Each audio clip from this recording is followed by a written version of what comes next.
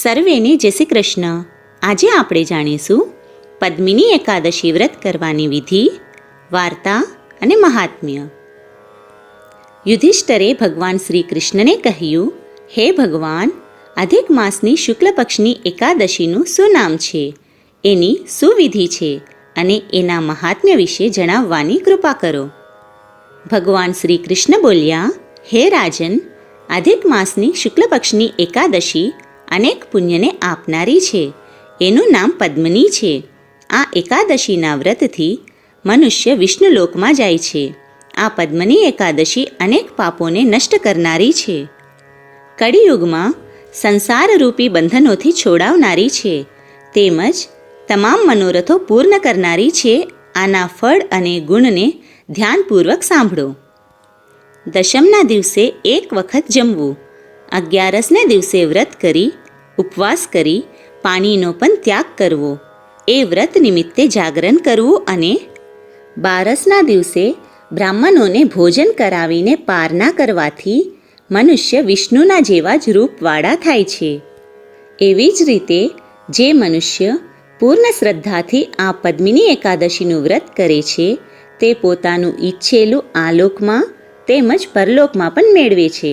આ પદ્મિની એકાદશી પવિત્ર, પાવન, મહાપાતક નાશિની તેમજ વ્રત કરનારને ભોગ અને મોક્ષ અપાવવાવાળી છે. એ દિવસે પુષ્પ, ધૂપ, નૈવેદ્ય તથા ફળો વગેરેથી ભગવાન પુરુષોત્તમની પૂજા કરવી જોઈએ.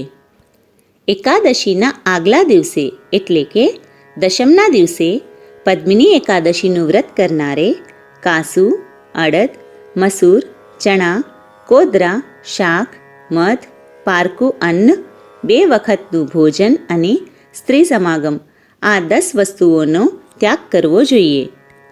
ત્યાર પછી 11ને દિવસે પદ્મિની એકાદશીનું વ્રત કરનારે જુગાર રમવો, ઊંઘ લેવી, પાન ખાવું, દાતન કરવું, બીજાની નિંદા કરવી, બીજાની ચાડી ખાવી, ચોરી કરવી, હિંસા કરવી, સ્ત્રી સમાગમ કરવો, ક્રોધ કરવો અને અસત્ય બોલવું, આ 11 વાતોનો ત્યાગ કરવો જોઈએ.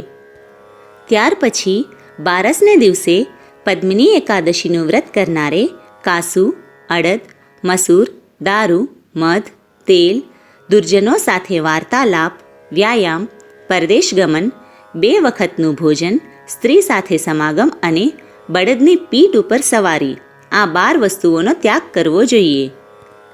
પદ્મિની એકાદશીનું વ્રત કરનારે દશમને દિવસે કાંસામાં રાંધેલું અન્ન ન ખાવું, મીઠા વગરનું હવિષ્યન્ન એક જ વખત જમવું, બ્રહ્મચર્ય પાડીને એ રાત્રે જમીન પર સૂઈ રહેવું.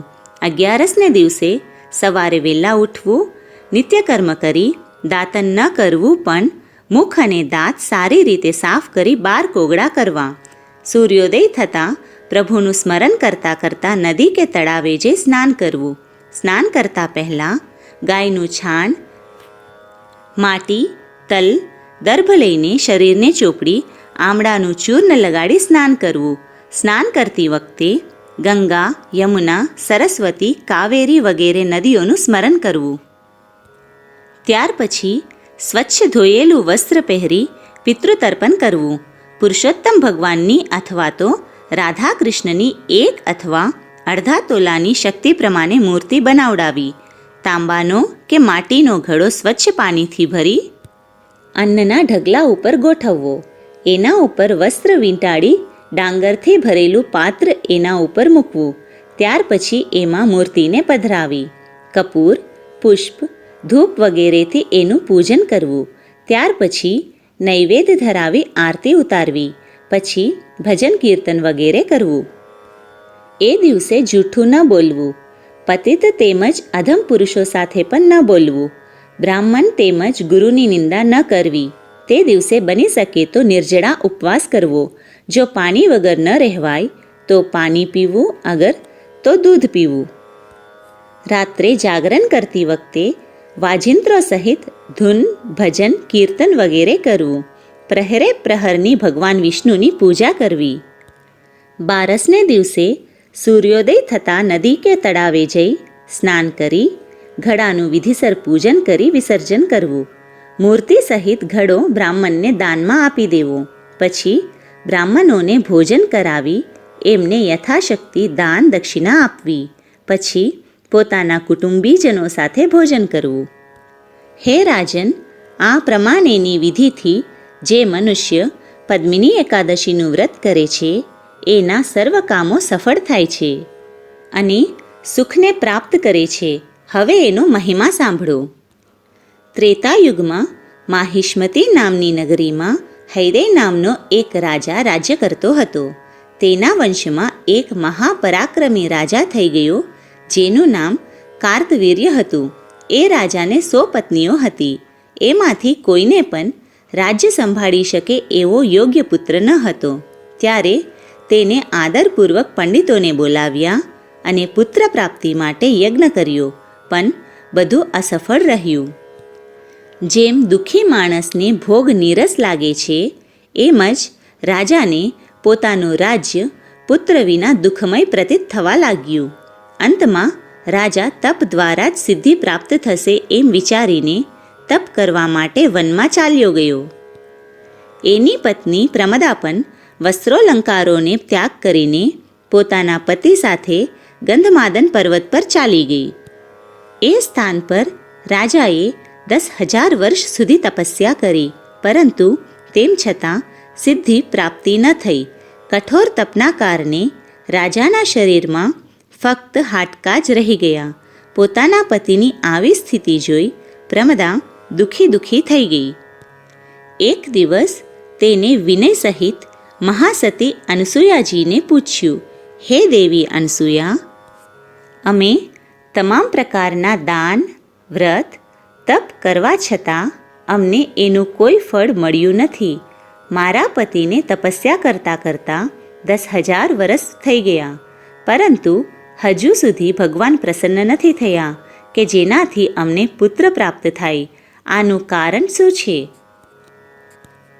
આ સાંભળીને દેવી અનસૂયાજી બોલ્યા, હે પુત્રી, બધા માસોમાં શ્રેષ્ઠ એવો અધિક માસ જે 36 માસ પછી આવે છે એમાં 2 એકાદશીઓ આવે છે.